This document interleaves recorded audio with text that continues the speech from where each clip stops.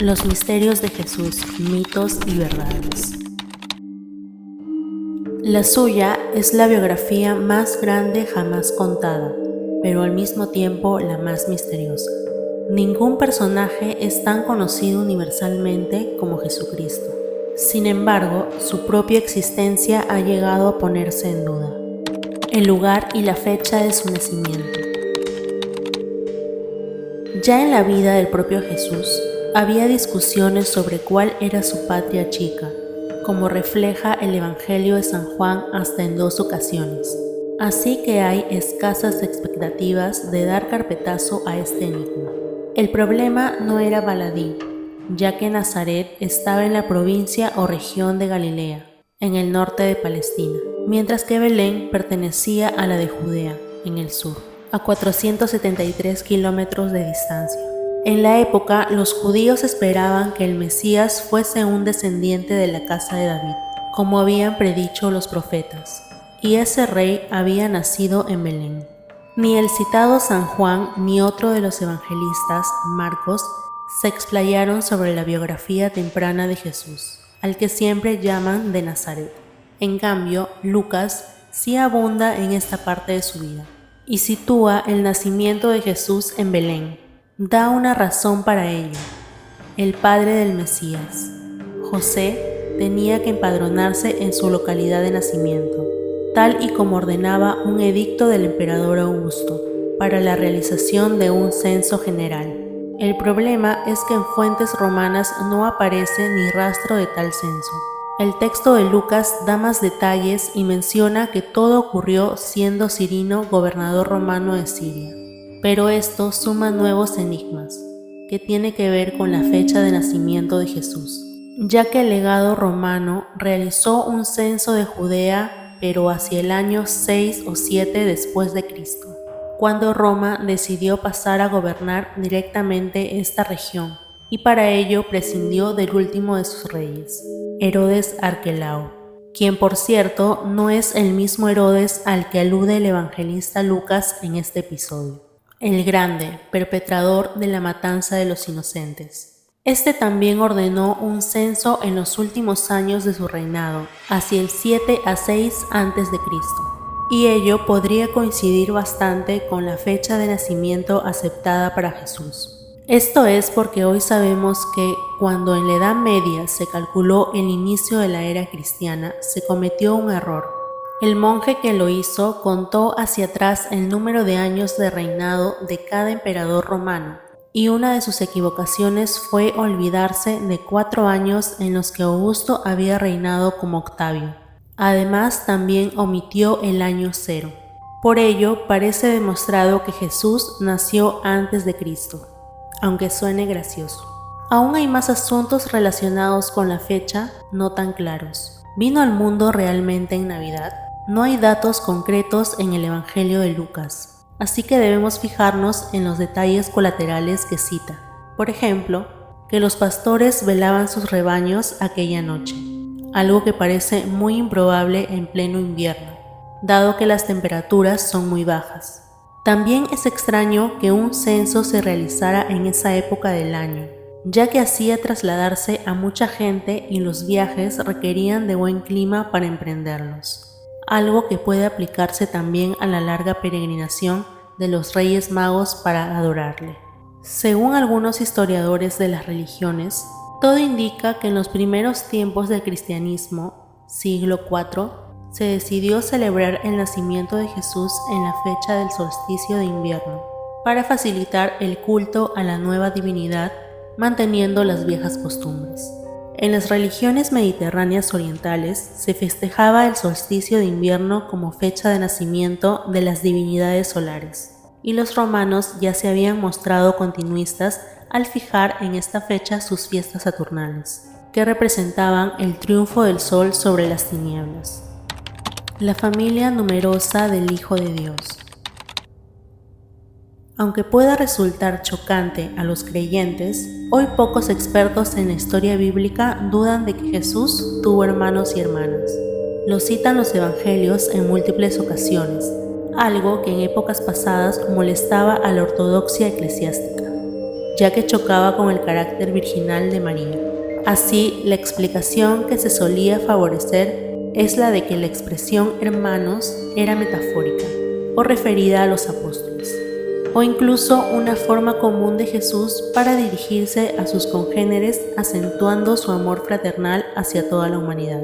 Pero lo cierto es que hay pasajes que no dejan lugar a dudas, como el de San Juan, cuando tras relatar el episodio de las bodas de Canaán, detalla que, a continuación de la celebración, Jesús bajó a Cafarnaúm con su madre, sus hermanos y sus discípulos. Aquí se distingue perfectamente entre aquellos que formaban parte de su círculo religioso y los que a todas luces tenían que ser sus hermanos en sentido literal. Hay más referencias a ellos, ajenas a los evangelios, tanto en fuentes cristianas como judías.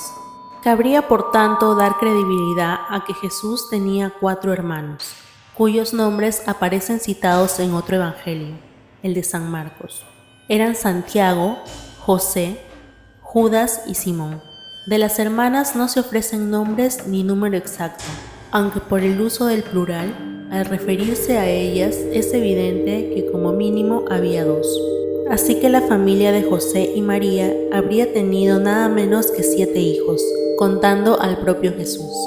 Según varios evangelios apócrifos y escritos de autores orientales cercanos a los Hechos, los hermanos pudieron ser hijos de un primer matrimonio de José, del cual habría enviudado. Los años perdidos. Jesús fue formado por su padre José en el mismo oficio en el que ejercía, el de carpintero. Era una profesión cualificada que le daba a José una posición singular dentro de Nazaret, ya que lo más probable es que fuera el único en ejercerla en el pueblo.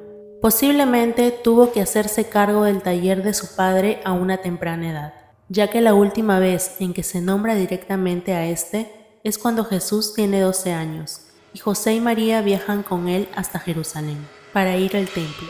Luego ya no volvemos a saber nada más de su destino. Ese episodio en el que un muy joven Jesús se queda en el templo aprendiendo y haciendo preguntas e impresiona a los doctores de la ley con sus conocimientos, es también el último en el que obtenemos informaciones sobre él hasta 18 años después, a los 30.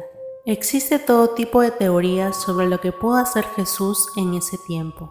A finales del siglo XIX, un periodista ruso extendió la idea de un posible viaje a la India, donde habría entrado en contacto con el budismo.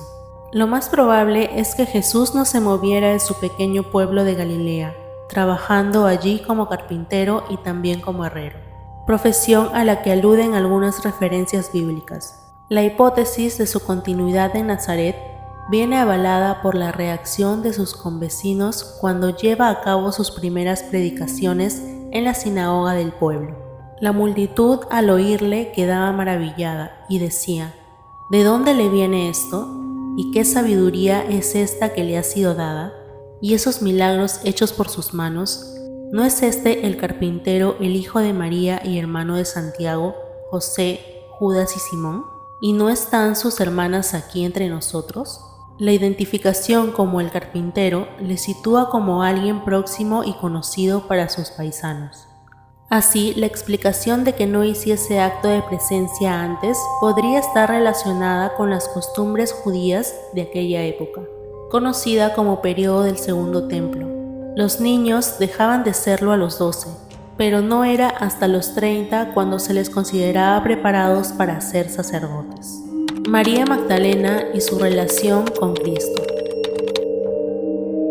La famosa prostituta del Evangelio, a la cual Jesús le habría sacado 7 demonios, se ha convertido en un personaje cada vez más significativo y enigmático a los ojos de nuestra sociedad. Aunque su fama se deba a la historia urdida por el escritor Dan Brown en 2003 para su novela El Código da Vinci, en torno a su relación con Jesucristo y un hipotético matrimonio. De esto no hay la más mínima mención en las fuentes antiguas. Un fragmento de un presunto evangelio apócrifo aparecido en 2012 en que Jesús diría «mi esposa» ha sido considerado falso, pero sí que los textos tanto canónicos como apócrifos muestran que esta mujer, salvada por Jesús, fue un personaje importante entre sus seguidores.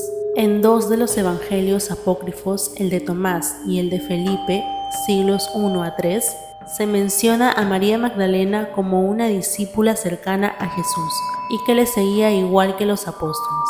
En el evangelio de Felipe se alude a 3 mujeres que caminaban continuamente con el Señor: su madre María, la hermana de esta, y Magdalena, a la que se le alude con el término griego que significa compañera.